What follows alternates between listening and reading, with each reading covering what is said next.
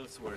Some of the residents here actually took some scrolls with them and went south, joining the people of Masada, said maybe this place will survive. It's such a powerful fortress. We will probably go there this afternoon, so you'll see what I'm talking about. Because we found some of their scrolls up there in the excavation. And then they just deserted the place. So when the Romans came, they just went through and they saw there's nothing to take. They probably burned whatever was to be burned and moved on. And did not touch the caves containing all those scrolls. Surprisingly enough, nobody else did for 2,000 years. And why is it so exciting? Because here in the early 1900s, the Jewish people are starting coming back with Zionism to the Promised Land, hoping that they might be able to restore Zion to what it was.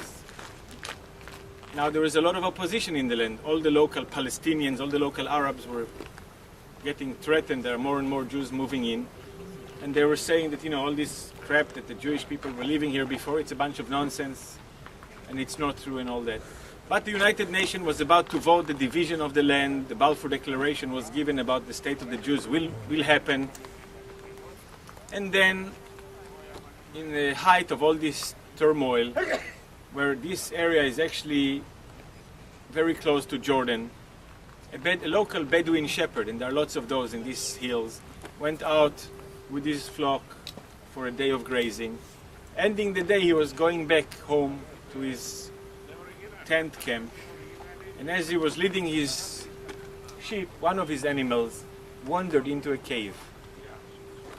Now the Bedouins don't like caves. They believe that in caves they will have the id, a demon, and he will stick his claws into you.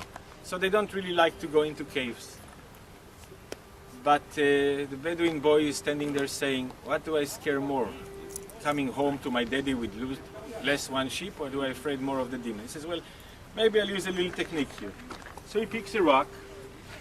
He says, I'll throw it into the cave. Possibly the animal will run away. Now you throw a stone against stone, it will not hit you. You expect this kind of sound. Instead of this kind of sound, you get a pong kind of sound. Now, as much as he was afraid of the demon, he knew that some of his friends were walking in the desert and they found all kind of archaeological treasures of coins that they could sell for a good money in Jerusalem. So he got over the fear and said, I'll not disappoint Papa, I'll go inside. And he goes in there and he sees those pots. Now he was really hoping to find a treasure of coins, because coins could be sold. And instead he finds those pots and they contain very, this kind of falling apart rolls, what seems like hide. He was somewhat disappointed. He says, okay, I'll give it a try. He put some of them in his backpack and headed on to Jerusalem. I don't know if you know much about archaeology and about value of archaeology. The rarest a thing is, the more expensive it goes. It goes from pennies to dollars to many, many hundreds and thousands and hundreds of thousands of dollars. And there's nothing more than archaeologists like to find, and it is more of a treasure than actually written material, because that really unravels the history of what you're trying to learn about. Because it is of such great value, there have been many that have faked this kind of stuff. So he gets there to Jerusalem, he goes to archaeology dealers, and nobody believed it was genuine, because there was all kind of fakes in the market. Nobody wants to buy them. Eventually he got very disappointed. He says, okay, I'll go up. He went to Bethlehem, into a house of a shoemaker by the name of Kondo. And he says, nobody wants to buy those. I found them in the desert. I believe they're archaeology. Nobody wants to buy them. Can you make shoelaces, shoestrings out of those? The guy, this shoemaker, which was also sideways an archaeology dealer, says, something, look at those. They will not make shoelaces because they're too brittle. I'll just buy them all for you for a couple dinars. Maybe I can do something with them. Laces they will not make. So he buys the whole batch and gives the Bedouin boy a couple of pennies, a couple of dimes, I don't know, not much. The boy is not too happy, but he's going back, at least he has something.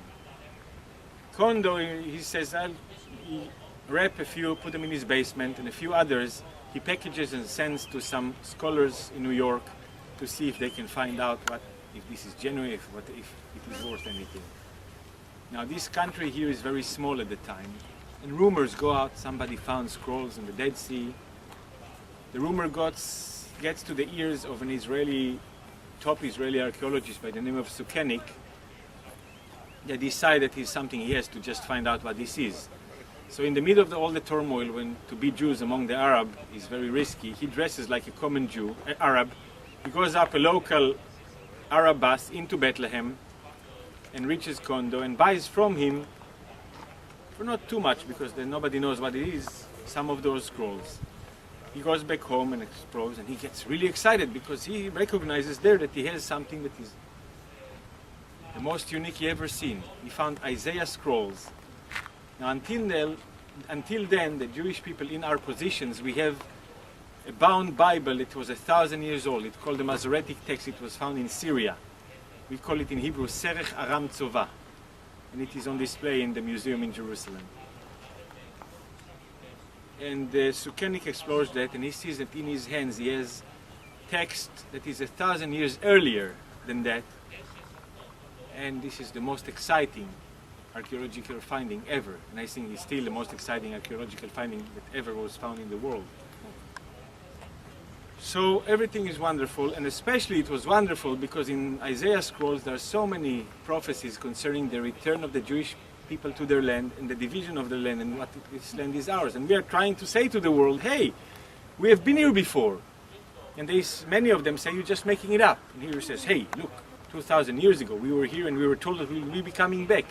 So the people were really excited about it. It was very, very powerful testimony.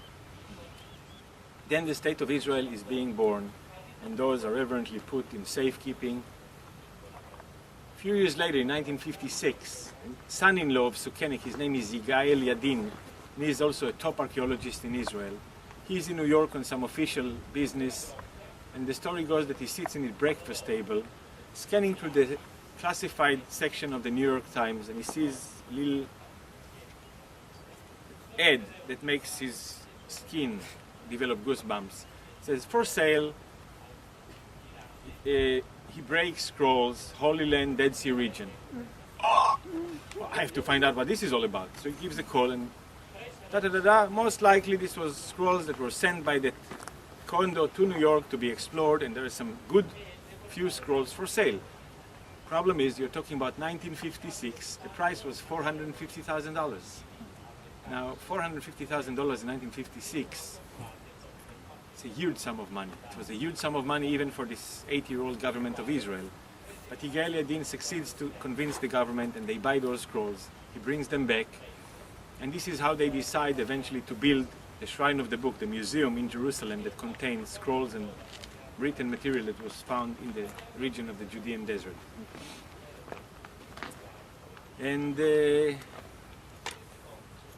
was the last part, which is fascinating. Meanwhile, the Jordanians, after 48, they had this whole region. They conquered this whole region, annexed this whole region to Jerusalem.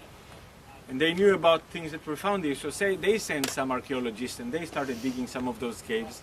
And apparently they found quite a few things which they took over to Jerusalem and put them in East Jerusalem in the Arab section, in the Jordanian annex section, in the Rockefeller Museum. 1967, we have the 6 Days War. We spoke about that. First, we've done with Egypt, and we were doing Jerusalem. And Jerusalem was several different Jordanian positions. And the very last thing after conquering and the Jordanians started moving away was to take the fortified old city of Jerusalem. So just before storming the gates of the city, the Lion Gate of the city, they decided to have an officer briefing. And that officer briefing is to be taken at the Rockefeller Museum, just outside the city walls. They enter the hall in the museum, and they see a whole bunch of crates marked, ready to be shipped to Amman in Jordan. They open it up. In those crates, one after the other, were scrolls that were found right here. The Jordanians brought them. They wanted to ship them back when the war started, but didn't have the time, so we had them all under the hospitality of the Israeli antiquity authorities.